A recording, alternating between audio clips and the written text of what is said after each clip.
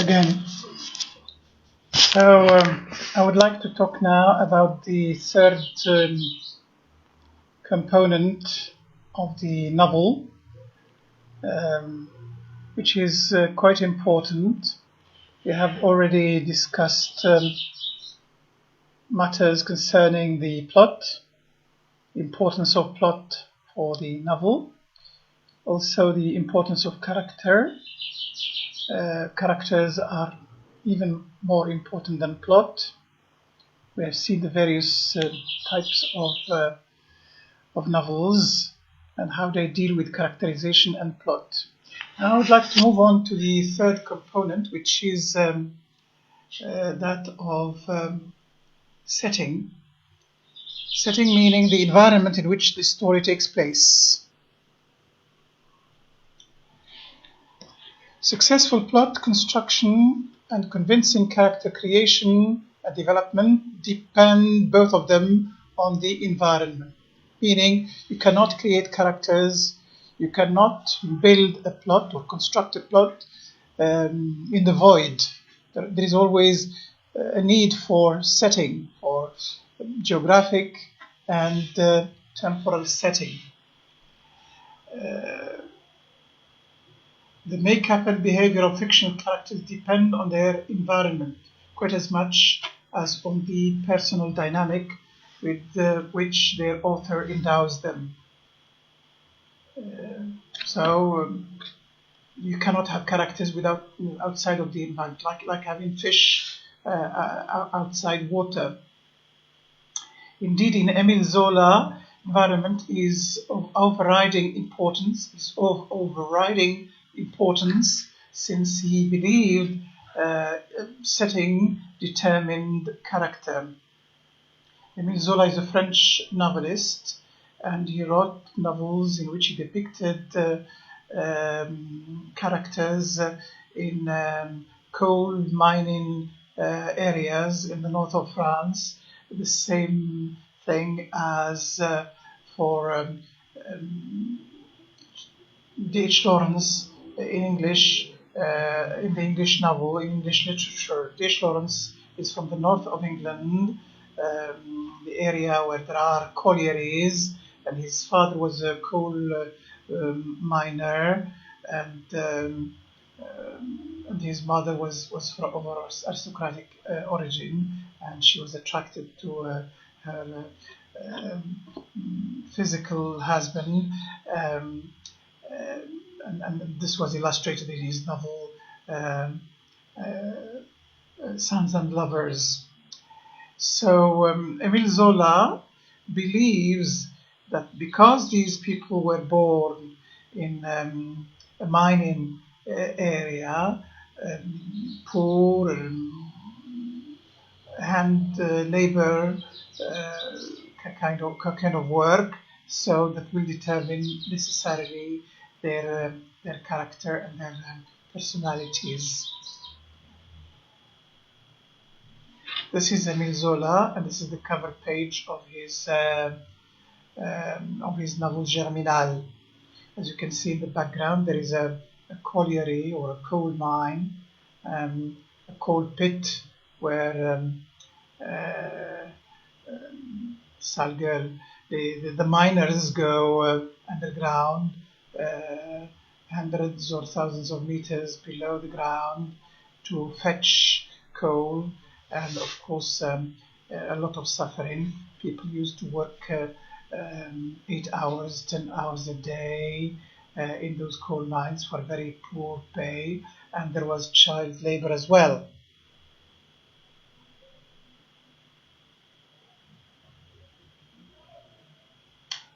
This is D.H. Lawrence, very important modernist British novelist, and the cover page of his novel Sons and Lovers.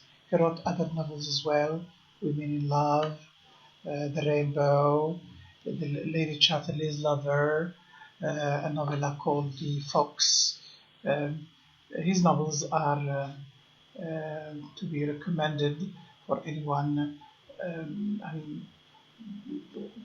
D.H. Lawrence was a contemporary of Sigmund Freud, and he creatively discovered similar things to what Freud analytically, medically discovered. So they help each other, or they consolidate each other's theory. But I think D.H. Lawrence characters also are determined by their environment. So environment is very important when you are writing fiction.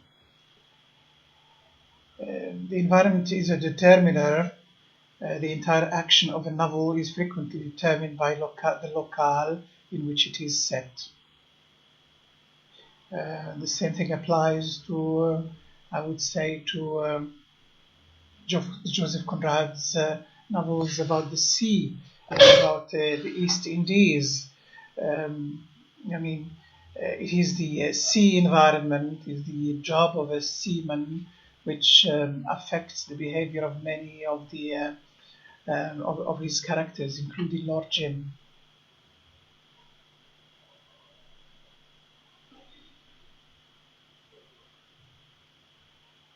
We have another example from French literature. As you can see, Anthony Burgess is making several references to French literature, because the French have contributed immensely to the development of the art of fiction, and the novel is not a British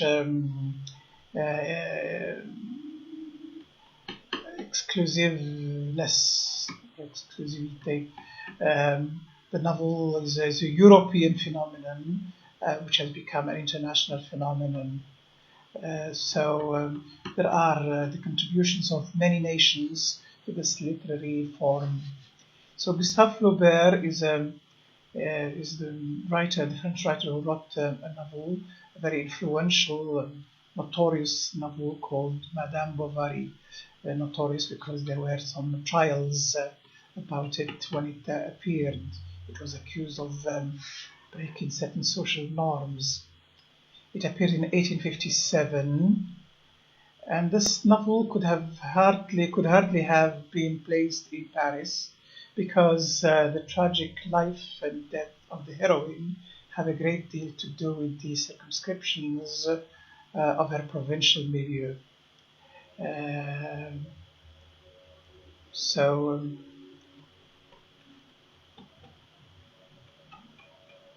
Yes, she is the wife of a provincial doctor, and she falls in love with somebody else because she was bored.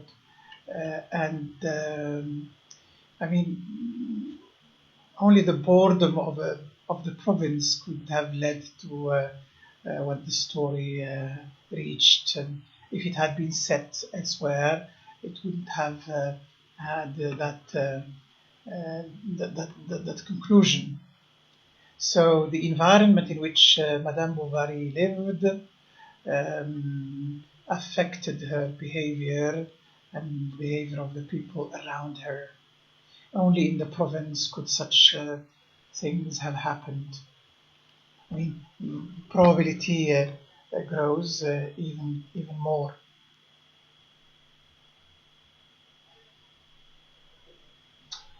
This is Gustave Flaubert, and this is the title page or the cover page of Madame Bovary.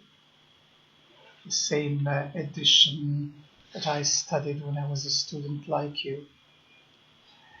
The environment may be as memorable as character, if not more.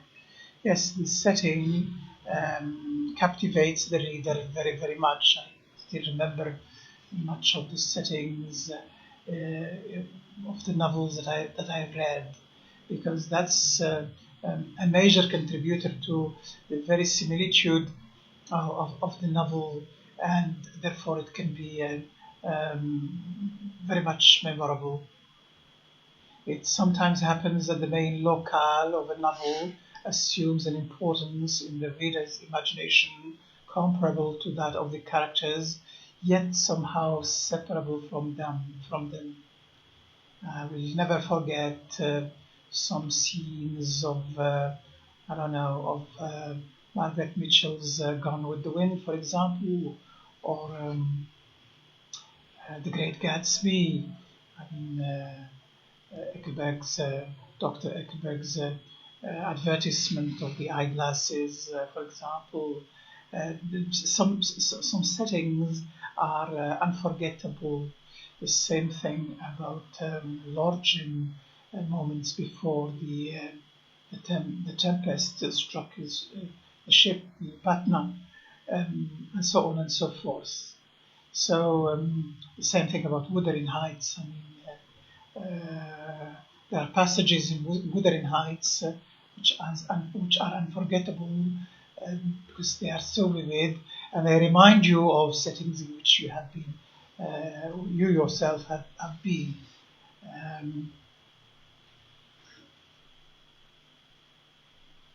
Indeed, settings of certain novels follow you in certain environments which you yourself go. I don't know. There is a mountain pass about 40 or 50 kilometers north of my hometown, which actually reminds me of Glencoe, somehow of Glencoe in the north of Scotland.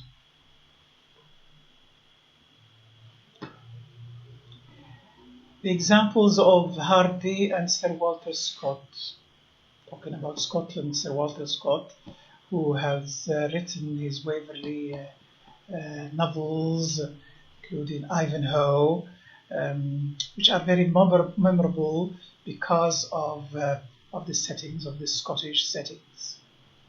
There is also the example of Thomas Hardy and his Wessex County, which is a giant brooding presence in Thomas Hardy's novels. It is the environment which colours the events or the happenings of his novels, including Jude the Obscure, or The Return of the Native, or Tess of the D'Urbervilles. Whose human characters would probably not behave much differently if they were set in some other locality of England. Yes, it's the rural environment which has such an impact on such a determiner of the characters of Thomas Hardy's characters. The popularity of Sir Walter Scott's Waverley novels is due in part to their evocation of a romantic Scotland. True, I've been in Scotland and I know what that means. This is Thomas Hardy, and this is a title page or an announcement of the film Jude the Obscure, one of his major novels set in Wessex County. This is Sir Walter Scott and the title page of his novel Ivanhoe, that I recommend to people who would like who are fond of historical settings, or who would like to have a taste of the Scottish environment. Sir Walter Scott statue stands in the middle of the city of Glasgow. He is a national hero for the Scots. The case of Conrad is also a case in point, a very important example. The setting may be the prime consideration of some readers who can be drawn to Conrad because he depicts life at sea or in the East Indies. It's an exotic environment, it's an exotic setting, and every young man dreams of life at sea. What could it be to be a sailor in the 19th century, in the early 19th century or early 20th century. What could it be? And the West Indies is also very exotic and very remote from the European context, and therefore could be very attractive and interesting. They may be less interested in the complexity of human relationships than that he presents. Yeah, but one completes the other, I would say. The characterization is very important in Conrad, but the setting is of very important value for such novels. The case also of the regional novel. There are certain novels which are regional, that depicts specific regional character. The regional novel is a recognized species. The sequence of 4 novels that Walpole began in his Rogue Areas was the result of his desire to do homage to the part of Cumberland in England where he had elected to live. Well, we could say that every novelist is regional in his own way, but there is a step from the regional to the universal. The regional is just can symbolize the universal, or can be a springboard towards the universal. Peculiarity towards universality. The case of Faulkner is very important. Yeah, the south of the United States and the Yukon-Pataufa county. William Faulkner, a classic of 20th century American literature, is set in an imaginary county in Mississippi. That's his Faulkner's region. It belongs to the category of the regional novel, but of course it access to universality. Remember that William Faulkner was in the first place discovered by some French authors, by some French readers like Jean-Paul Sartre, for example. It was the French who drew the attention of Americans to the value, to the literary value of William Faulkner. So he belongs to the category as much as the once popular confections about Sussex that were written by Thomas Hardy, Sussex, that were written about the same time by the English novelist Sheila K. Smith, but she is not as famous as William Faulkner. She may have been forgotten now. Many novelists, however, gain a creative impetus from avoiding the same setting in book after book and deliberately seeking new locales. I think this is applicable to Joseph Conrad, for example. His Secret Agent is set in London, whereas Lord Jim is the Indian Ocean, and then the Far East, Patusan, somewhere in Malaysia, and the island of the Guano, etc. His Heart of Darkness is set in Africa, whereas Nostromo is set in South America, somewhere in Argentina. So some novelists prefer to vary their settings for the sake of curiosity of their readers, while others are limited to their environment. William Faulkner is very fond of his Yukon-Pataufa, his Mississippi, his south of the United States. Most of his novels are set there, including Light in August, which I admire a lot, As I Lay Dying, Absalom, Absalom, Sanctuary, etc.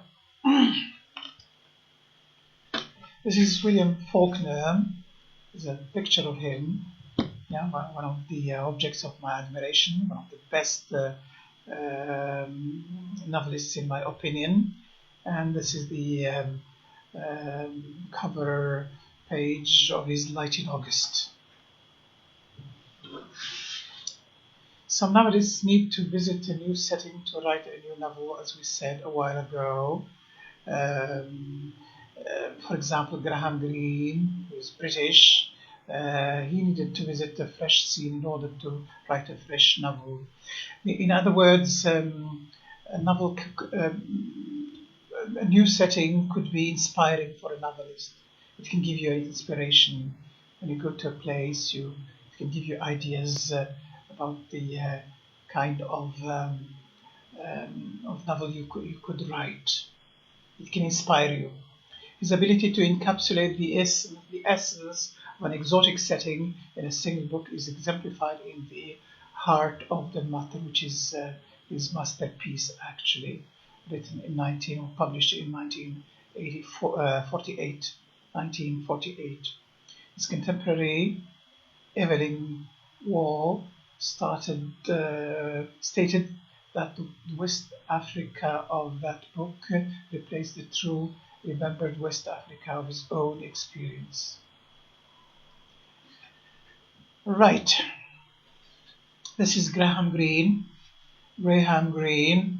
and the title page of his novel, The Heart of the Matter, which is a classic that I recommend to students who are fond of reading or are bound to become fans of fiction reading. And of course, there is the Yorkshire Wars. There are the Yorkshire Wars for Emily Bronte and her novel Wuthering Heights. She was brought up in the north of England, and she didn't visit other places. She didn't go very far from her hometown or her area from where she was born, and so she recreated the spirit of her region in her novel, her single novel Wuthering Heights.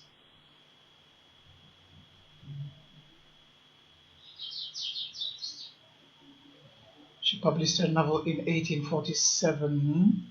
Her novel was published in 1847, and even now literary tourists have visited Stoke-on-Trent in northern England to get a little bit of the spirit of Wuthering Heights.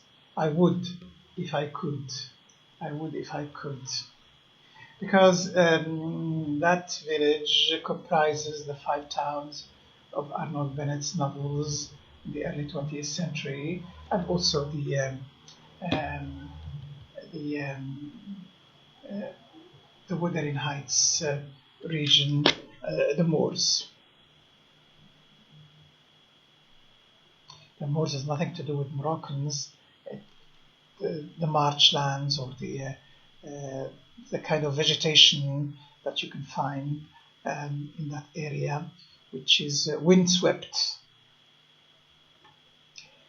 This is Emily Bronte, a flattering picture of Emily Bronte, I would say, and the title page of her novel Wuthering Heights, with that mansion, the house which is alone on the hill and which is haunted, but it's a very passionate love story, and tragic one as well.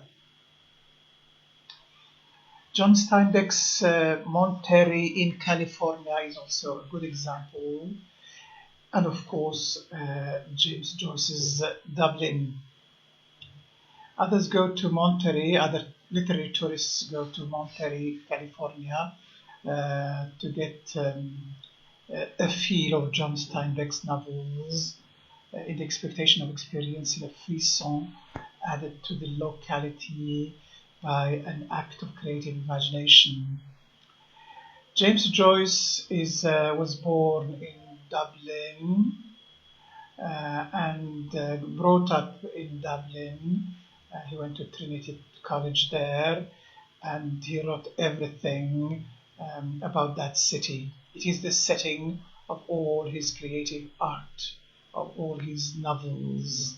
He was very fond of Dublin, especially when he left it in a self-exile.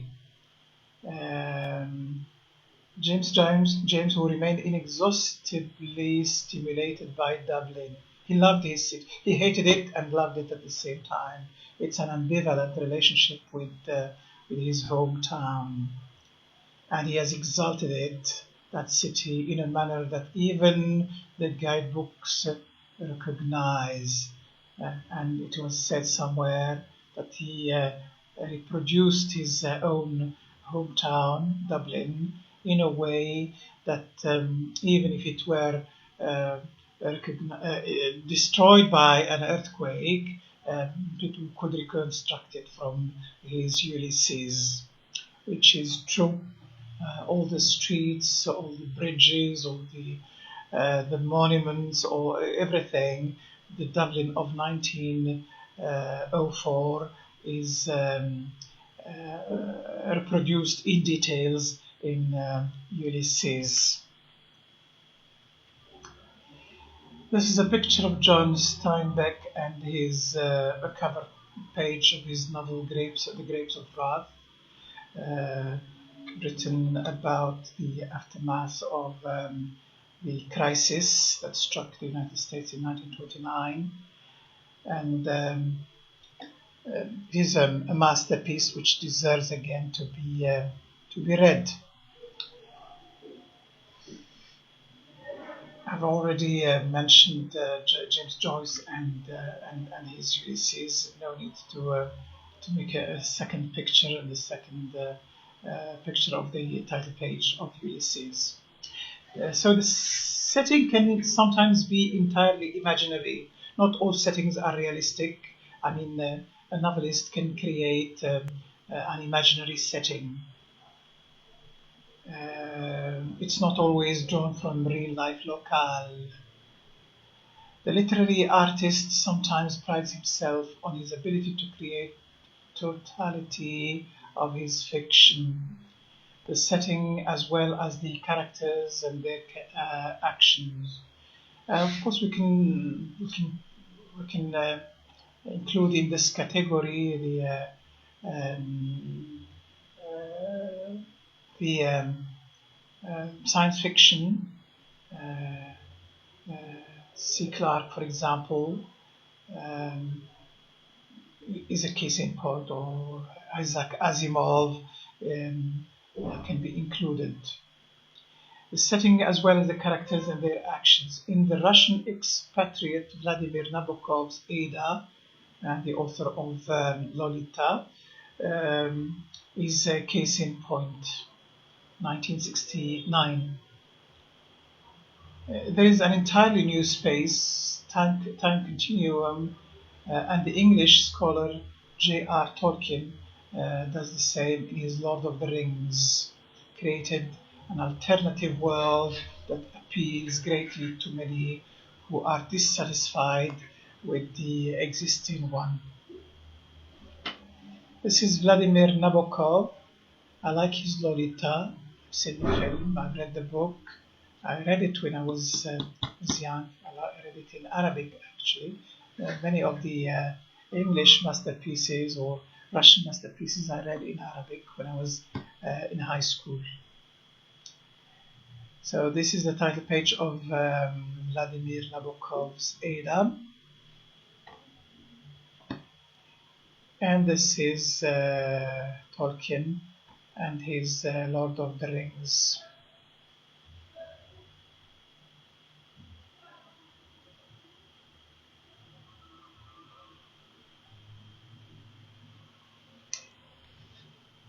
The case of setting in science fiction that I mentioned a while ago, the world of interplanetary travel was imaginatively created long before the first moon landing, which means those pioneers in science fiction did not have any starting point or anything to stimulate them to imagine interplanetary travel, etc.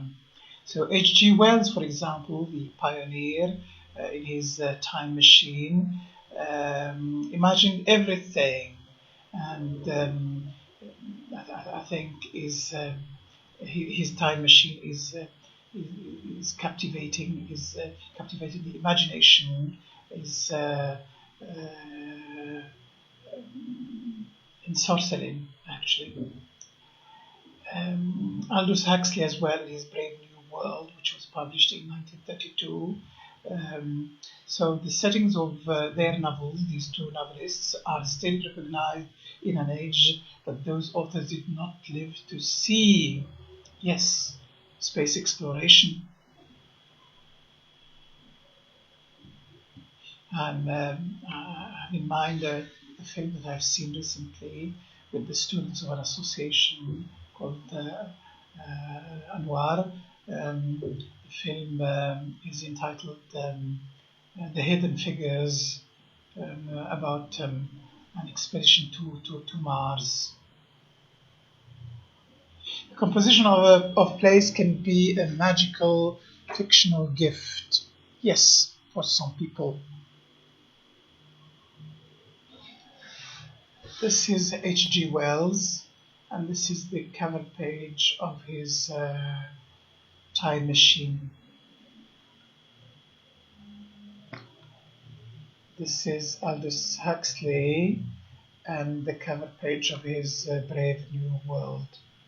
Of course, I encourage all students to read, especially in these days of the pandemic, which will not come back again. And I'm sure, I hope, I pray that let's take advantage of the time we have to read as many novels as we can, but not too much, as many films as we can. Films can come to you easily, but not novels. Novels don't come to you as easily as films would. So you had better read. That's for your own best. The need to make the setting of your novel credible. So it should be credible. It should be acceptable to the reader. It should be believable. Whatever the locale of his work, every true novelist is concerned with making a credible environment for his characters. Yeah, because it's a question of trust between author and reader. It should be believable, it should be credible, if a novel has to make that effect.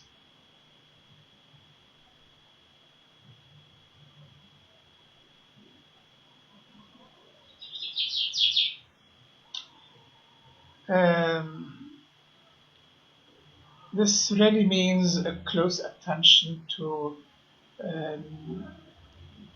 sense data.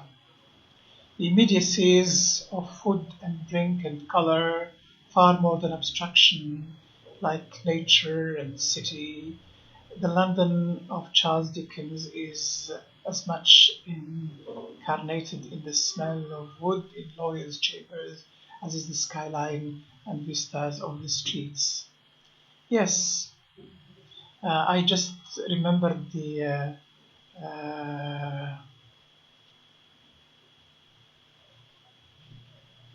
chandlers in the seaports of the Far East in Joseph Conrad's novels, for example, the Lord Jim. Yes, I forgot the name of that lawyer in Charles Dickens's novel, which is very, very famous, but the smell of the wood in his office is one of the things that evoke or gives an idea of the city of London in that great novelist's novels. So I think that's it about the setting. So I will stop this recording. Now I will put everything in one package and post it to you tonight.